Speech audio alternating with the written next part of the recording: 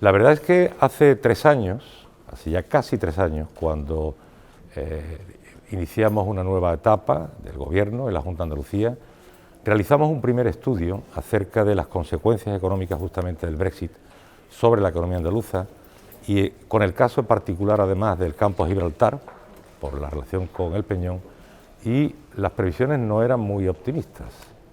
Habíamos previsto que el impacto del Brexit sobre la economía andaluza podía cifrarse en casi un 1% de pérdida del Producto Interior Bruto en un periodo de hasta el año 2030.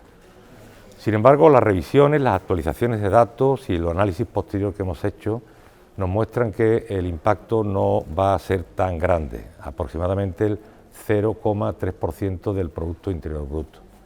Y esto se va a materializar, ya de hecho lo está haciendo, tanto en un menor número de turistas y un menor gasto turístico en la economía andaluza y también un menor volumen de exportaciones de bienes de todo tipo de la economía andaluza al Reino Unido.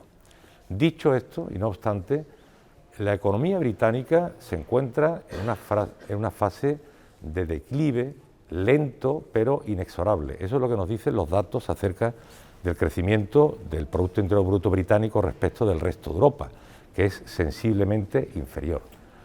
De manera que mirando hacia adelante, hacia el futuro, por supuesto que el Reino Unido va a seguir siendo un socio comercial e inversor muy importante para España y para Andalucía, pero va a ir perdiendo peso relativo frente a otros países. De manera que yo, digamos, la conclusión y recomendación final que haría es que las empresas tienen que intensificar sus esfuerzos de diversificación geográfica de a dónde exportan.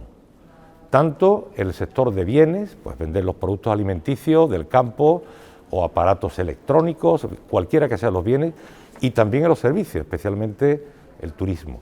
Tenemos que hacer todos, esto es una visión también del Gobierno regional, de intensificar las campañas publicitarias de cara a las vacaciones en países que estén fuera del ámbito natural nuestro, que es la Unión Europea.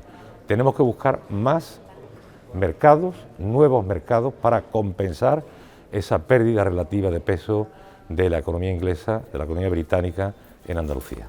Los cálculos hemos hecho para el conjunto de Andalucía, pero les puedo decir, el estudio más detallado que hemos hecho ha sido para el campo de Gibraltar justamente por la peculiaridad de la zona y los resultados tengo que decir que son sorprendentes, porque una de las hipótesis que barajamos en el año 2019, cuando realizamos el estudio, fue que podía producirse un colapso de la economía de Gibraltar.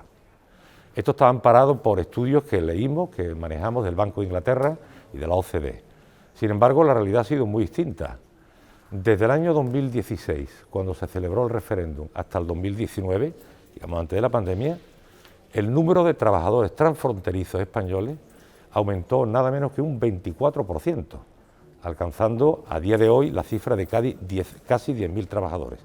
Porque además de ese 24, en los años buenos, 2016-2019, durante la pandemia, el año pasado, el número de trabajadores volvió a incrementarse en un 2,5%. Y ya lo último, las cifras del primer trimestre de este año ha vuelto a crecer un 1,7%. De manera que el campo de Gibraltar, si medimos la prosperidad y la actividad económica de una zona por el volumen de empleo, que claramente hay datos estadísticos, tengo que decir que el campo de Gibraltar, desde este punto de vista, está hoy mejor que hace 4, 5, 6 años. La economía de Gibraltar, que es una economía que no es fácil de analizar por la opacidad de muchas de las cifras, pero hay dos negocios, dos sectores fundamentales que aparentemente no han sufrido los embates de la crisis. Uno, el sector financiero, por hacer un semiparaíso fiscal. Esto, pues, digamos, queda un poco fuera de las crisis económicas normales, ¿vale?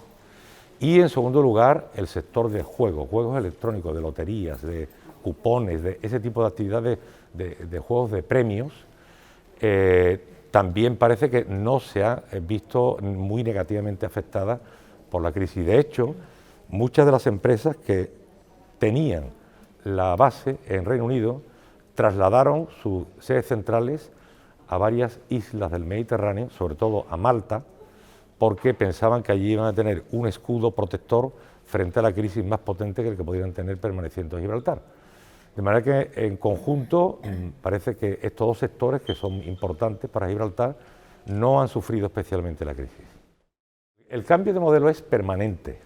Esto lo están haciendo los empresarios en primer lugar, que son los que conocen cuáles son los mercados con mayor capacidad de crecimiento en el sector turístico, y es, digo, una tarea de todos porque la Junta de Andalucía, a través de distintos programas de promoción del turismo y en general de la economía andaluza, eso opera, digamos, todos los años en tiempo continuo. Además de esto, y como comentaba antes, también el sector exportador de bienes tiene que hacer un esfuerzo de diversificación. El Reino Unido, como he comentado antes, va a seguir siendo un socio comercial de primer nivel, pero el peso relativo cada vez va a ser menor. De manera que esto es, mire, un acuerdo y una actividad público-privada. Público de parte de la Administración regional, privada porque son las empresas al final las que ejecutan sus planes de negocio y las que venden y encuentran clientes.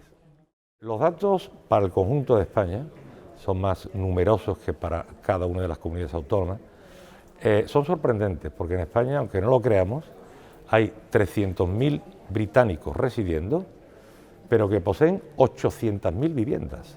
Es decir, que multiplica casi por 3 el número de viviendas que poseen que los 300.000 residentes. ¿Qué quiere decir esto? Bueno, pues hay muchísimos británicos que residen en el Reino Unido la mayor parte del año y aún así tienen una segunda vivienda, que puede ser incluso primera, el resto del año.